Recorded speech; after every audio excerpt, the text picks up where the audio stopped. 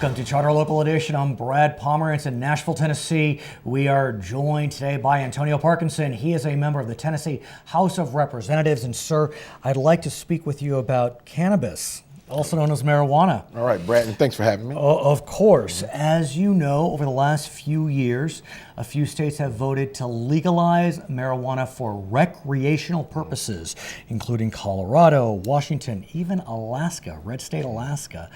We're expected to see on the ballot legalization in California, Massachusetts, Arizona, Nevada, Maine, and maybe Tennessee? Well, we hope so. Tennessee is a little bit different.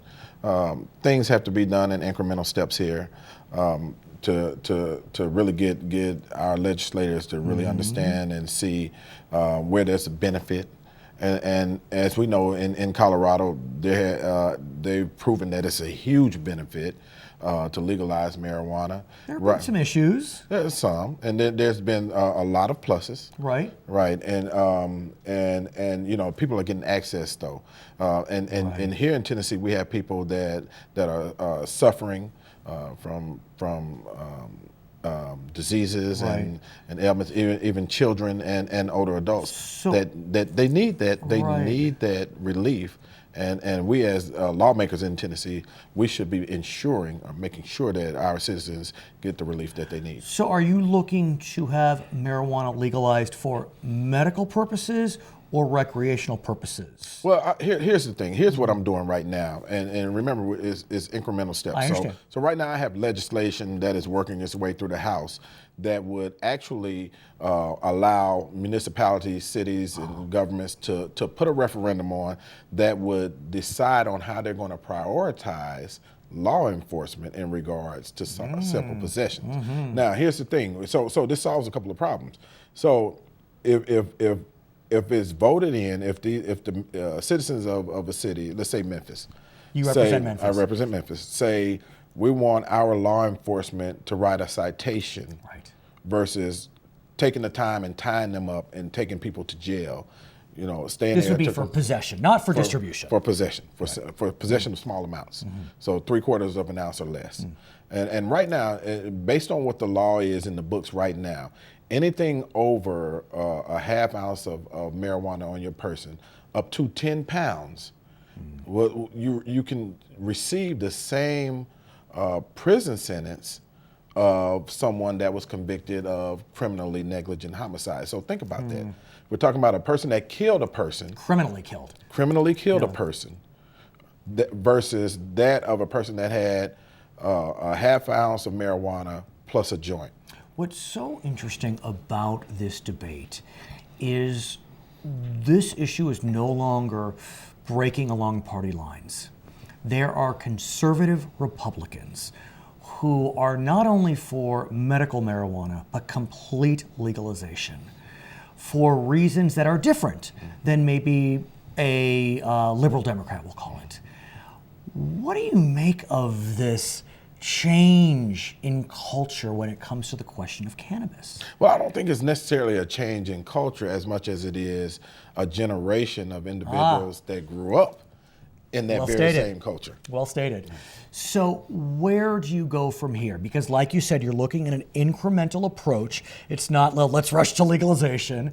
Do you have friends in the Republican Party that are looking to allow your measure to march forward that would create this prioritization per municipality? Well, we obviously have some support because the subcommittee in criminal is made up of a majority of Republicans. Right. And it was voted through the subcommittee, voted out, and then going into the full committee, which there's more of a balance of Democrats and Republicans in the full committee. I think it's the right thing to do. But here's the thing: remember, and think about it from this angle. We're facing budget shortfalls in these cities, and our police departments and fire departments are becoming the victims of those budget shortfalls, which in turn makes the citizens victims of those budget shortfalls in regards to law enforcement. Now, we have two types of crimes. We have crimes that make you mad, and we have crimes that make you scared. Now, do we want to tie up our law enforcement in the crimes that make you mad because someone was smoking weed and they maybe raided your refrigerator? Or do we want our law enforcement focusing on those killers that are out there in our streets and that scare our citizens? And that's what this legislation does. So it's more of a flanking approach to getting marijuana, or at least the idea out there before the people, so that the people can say and let people know emphatically, this is what we want, this is what we feel like our law enforcement should be doing. Let's say, for argument's sake, your bill passes, signed by the governor, it's out. Do you think that in all corners of this great state you'll see voters saying, don't prioritize marijuana? Or do you think you'll see a patchwork? I think the voters are smart. And I give the voters all of the credit for being smart. Yes. And I believe that they want their law enforcement focusing on crimes that matter, not the college kid that's deciding to smoke a joint. Right.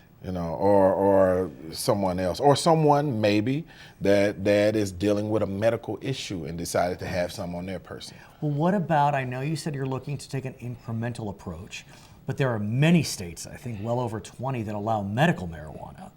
Do you think that we could see medical marijuana legalization in Tennessee, let's say by the end of the decade?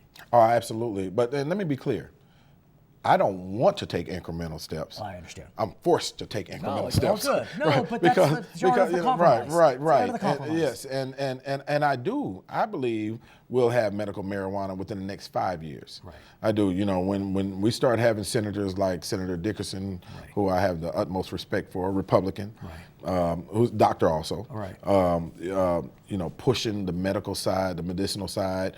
I think that's important. Now, here's what's going to be important for me, though, in that whole conversation.